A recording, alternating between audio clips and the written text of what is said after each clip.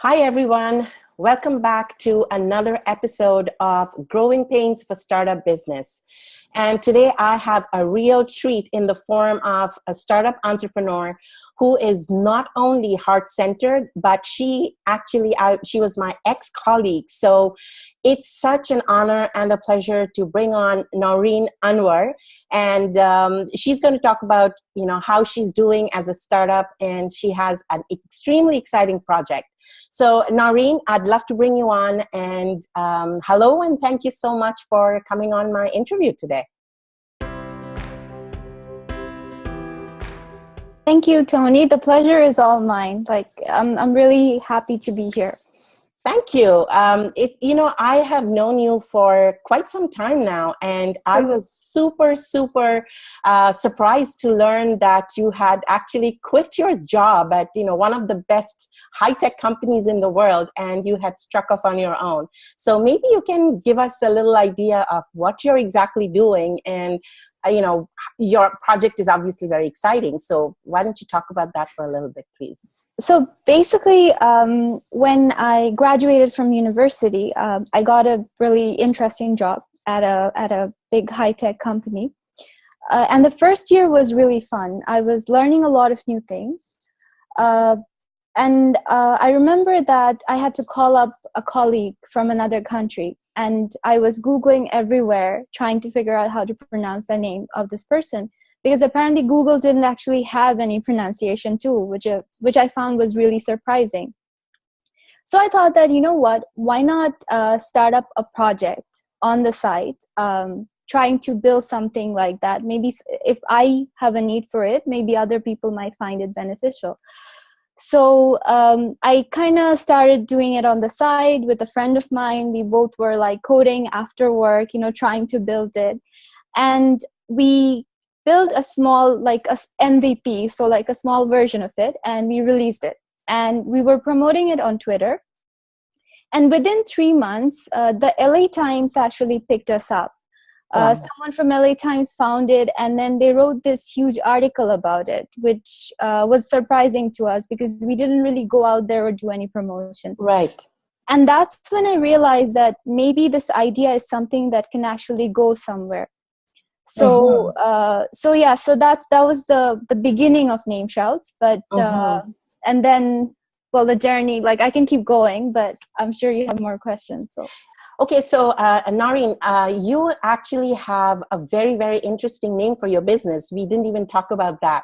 So do you want to maybe talk about that a little bit? So maybe what your app does exactly, and a little bit more about what NameShouts is doing. Definitely. So NameShouts is basically, it started, so we came up with the name NameShouts because me and my friend, we had a lot of names on mind. And NameShouts was the only domain that was available, but people really liked it and people found the name catchy. NameShouts, it started out as an app for everyone. It's a free app to help them pronounce people's names, especially foreign names, because for English speakers or for Anglophones, it's really hard to get those pronunciations right. Exactly. But right now we have more than one product. So before it was just a web app. Now we have mobile apps, and we also have this API. So it's like a plugin that businesses can connect to, and pretty much anyone around the world can implement NameShouts in their system. Excellent. So when you say pretty much anyone can actually use your API, can you give us a few examples of how one would actually use that app? So actually, I would say pretty much any developer can use it because you would need a little bit of coding to implement the API. And another person found us on Twitter, and he was a developer, and he's from a South Asian background, so he had a difficult name. Right. And even though he grew up in the States, everybody kept mispronouncing his name because they didn't know how to pronounce it. Something where I could like a play button next to my name, so that people will know how to pronounce it. And that way, I don't have to correct them all the time. So he found NameShouts by Googling, and then he created this plugin that developers can use that's built on top of our API. And that way anybody could put a play button next to, anywhere, any name. So if you have a website or a blog, and if you want, this tool is called Vocalizer. So if you want to use NameShouts, you just use Vocalizer. It's 2 lines of code. Takes like less than 10 minutes for a developer to implement. And there you go. So you have the pronunciation of your name. What are the systems that, people need to have, or what kind of businesses would use these things? So one of our first customers, they're this Swedish company, and they provide software to schools. And in Sweden, every school has a psychology department to make sure that the children are being taken care of. So what the guy did was that he created, so he implemented NameShouts in his system, because in Sweden now they're getting a lot of influx of refugees from Syria, from Somalia, and from all over the world. Right. And these children have been traumatized, and so the nurses, they speak a different language, and sometimes they struggle with the name pronunciation, so the kids don't even open up to them. So he thinks that it's a very nice use case for them, in the sense that, if the nurse can pronounce the kids' names, he's in a different culture, then it will start that dialogue, and then they can maybe help them. So that was a beautiful use case, which we actually didn't think about. The other one that we think is actually important is that you have outbound call center agents who are calling and trying to sell their product to brands. And sometimes they don't really know them. So they want to make this excellent first impression. And they want to provide this excellent experience so that, if they have a customer, they keep coming back to them. So they want to, and actually when we released NameShouts, they were the first people who came to us, and they said that we love the product, we are using it, but will it be possible for you to integrate it with our system, with our CRM system, or with our call center software? So that's another use case for sure. So you are also helping with the integration as well? Like anyone that buys from you, you're also helping with the integration. Is that right? Not or all is the that a one-off case? Not all the time. Only when they don't have the software team do we go and implement it. But usually they do the implementation most of the time. Excellent. So it's basically, it's such a beautiful thing. I mean, when you just told me about this Swedish school that's using it, I totally get it. I mean, if you want to personalize an experience, I guess the first thing you need to do is get the person's name right? Exactly. So exactly. Yeah. So it's beautiful. I think it probably will have a lot more use cases that, will help in personalization, because ultimately for any business or institution, organization, it's, making your customer, your client feel good is the topmost thing, right? For them to keep coming back to you. Totally. And now I read some papers that were saying that customer experience and personalized customer experiences actually has a direct impact on revenue, because if a customer is happy, they're more likely to upsell or cross-sell or refer your product, and they will be more loyal. So absolutely. We think that NameShouts can actually help companies provide like a first-class customer experience to their clients. And yeah, I think so as well. I think it's a fantastic idea, and hats off to you for coming up with something like that. And because as more and more businesses go online in this digital age, I think it's important because now we are no longer bound within our local areas, right? We are going all over the world, right? We are the entire world is our market. So absolutely, getting that personalization, making that first connection with your client to give them a really good experience is probably the most important thing. And like you said, it really directly impacts revenue. How did you transition from being at a full-time job to being a full-time entrepreneur? So it was not an easy decision to make because I really liked my colleagues at work. I liked the work environment. I liked the security of working at the company that I was working at. I wanted to obviously do something of my own. Plus, starting a startup means you're learning a lot, So that's something that is very exciting to me. And for a long time, I was trying to do both. But then I realized that I wasn't being able to give NameShouts the attention that it needed, because a lot of the times, actually, I was supposed to basically go and speak to customers or potential customers and understand their need, their pain point, and see if we can actually. So we had an idea, but we had to validate that idea first. And the first step to do that was actually to talk to the clients and figure out actually whether they have a need for it or not. And I wasn't really able to do that with a full-time job. That was the one problem. The other problem was that there are a lot of grants that are available, government grants and private grants for startups. But if the founder is not full-time on it, then you can't really apply for those grants. So for practical reasons, I had to quit my job. But you know what? If I had 48 hours in a day, I would probably do both. That was a very, very courageous step to take, to quit such a good job that you had. Every startup has struggles, right? So maybe you can talk to us a little bit about what you struggle with, because everybody's struggles are different, to be honest. So what was yours? So I'm a technical founder.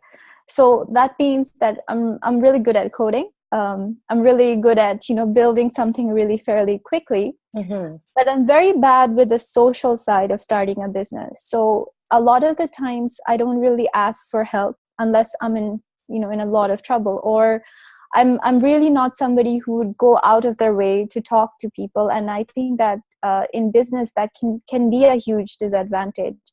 And one way that technical founders kind of counteract that is that their co-founder is someone who's more social than them. And although my co-founder has a sales background, I feel like since she was still in university, she didn't have the time. And for a long time, I was very hesitant to actually go out and talk to people and, talk to them about my business, or even talk to coaches or, people who are private investors and ask them for help, which, so it's still something I feel like I haven't really mastered. It's something that I'm still working on, but from 2 years back when I started, I do feel like I've made some progress, but I'm definitely not an A+ salesperson, and it's a struggle that I have to work on for sure. And I think you've made a very, very strong point there, which is very valid for most everybody that starts up. To be very honest, when I started up my second business, which was photography, I always said that, I'm a creative. I'm not a business person. I don't know how to sell. And so obviously I had crickets in my business. I wasn't making any money till I found my business mentor. And then he was the one that actually, gave me confidence, gave me the courage, and taught me skills that I have used to, and then I ended up doubling my revenue, 3 consecutive years till I started my third business now, helping startups. So I completely get it. Like sales is probably, and also I think there's a stigma around sales as well, which is not really, it shouldn't be there.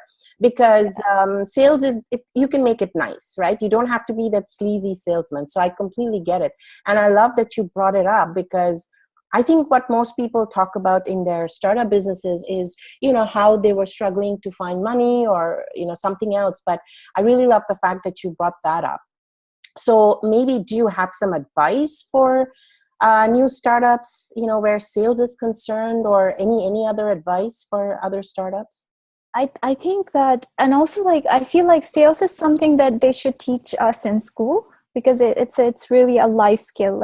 Sometimes, which I don't know why they don't, because I feel the same way. I also had kind of a sort of coach, because NameShouts is part of an accelerator, and there as a coach, they have coaches that help us out a bit. And I think that getting the right kind of coaching is if you have the capacity to actually get that help, then it's always good to do that. The startup world uses these days is hustle, that you have to hustle a lot.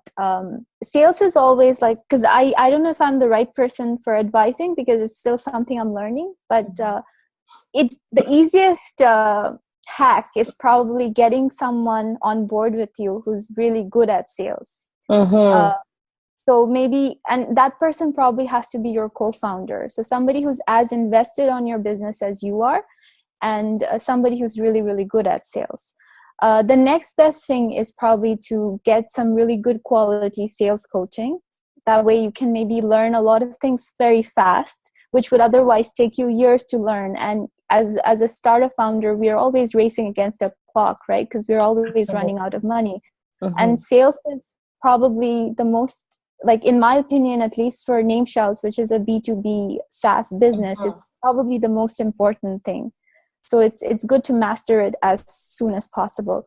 And I completely agree with you as what you said, that was a surprise to me too, because I never trusted salespeople. I always thought that, they were sleazy.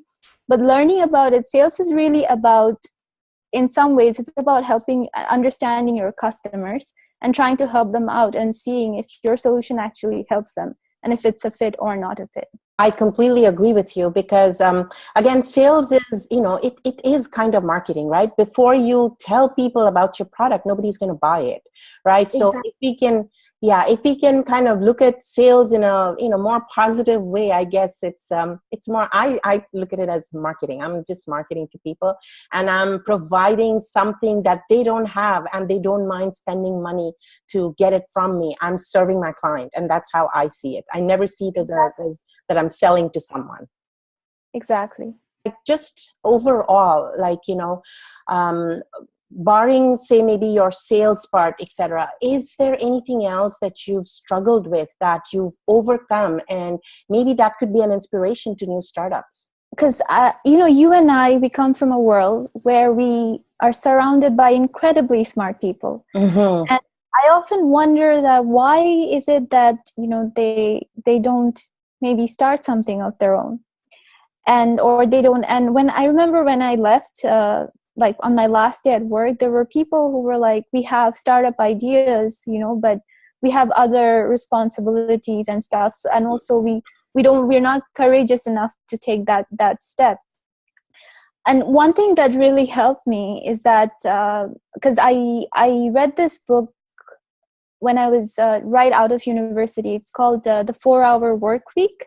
Tim Ferris. By Tim Ferris. Yeah, exactly. And he talks about how, we kind of magnify our fears. We think that, oh, if this doesn't work, then the world is ending. Or so a good way to probably deal with it is to visualize, if you do something you really want to do and see what's the worst case scenario and how you can handle that, and if you can handle that, then you should definitely go for it and go for your dreams. Because 10, 15 years, 20 years down the line, if you wake up and, you don't like where you're at, then the only person who you can kind of, blame is you. So I think for me, that was my fear, that, if I just stay where I was without doing anything, that 10, 15 years down the line, I wouldn't really like myself.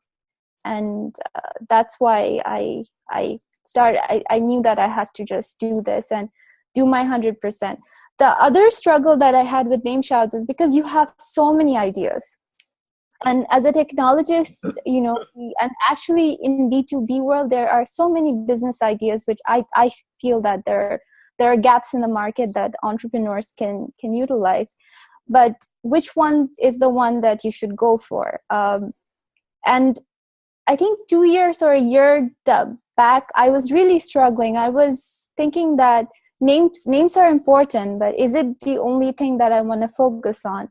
And I think I thought about it for a few days, but I realized that, we should solve this problem. And for some reason, no one has solved this problem. And I think it's an important problem because we want to live in a world where people from different cultures come together and, start talking to each other. Get outside of their bubbles. So, I thought that that's going to be my mission. And if you have a mission, I feel like you can handle the the ebbs and the falls and the highs and the lows. The highs and the lows. You, I think, sent a really, really powerful message right now. And honestly, I love Tim Ferriss's, books, and even I've watched him, online, and, talk, and he's amazing. And just on the thing of fear, I remember reading this somewhere, the definition of fear. It's basically, people use it as an acronym, FEAR, false evidence appearing real. Right? So basically, fear is, when a child is born, they don't know what fear is. It's a conditioned emotion, right? Exactly. We're always afraid of what we don't know, the unknown. So I really love the very powerful message that you sent people, that 15, 20 years down the line, you should be able to look yourself in the mirror and say that I'm doing what I love to do. I'm serving people. I'm helping solve a problem in the world. And I love what NameShouts is doing, helping people across cultures come together, through just something as simple as being able to say the name right? And that's the first thing you want, right? So, Naureen, thank you so much. I absolutely loved chatting with you, and I just hope that all the viewers will get some inspiration and motivation, even if they take away like one small little nugget from what you've just said. I hope they turn their lives around and they do something really, really good. So everyone, Naureen's social media and website, everything will be down there. So definitely check her out. She, I think, is a force that you want to follow and want to keep up with. So definitely, follow her. And Naureen, thank you again so much. Thank you for having me. It was a pleasure talking to you. It was my I honor. really appreciated it, and yeah, it was fun to talk about NameShouts, and I think we both have that in common. We think that startups are magical, and you can do a lot when you go out of your own and do your best. And I would like to have more startup founders in Canada, in Montreal, and all over the world who are gonna just go out there and do their own thing.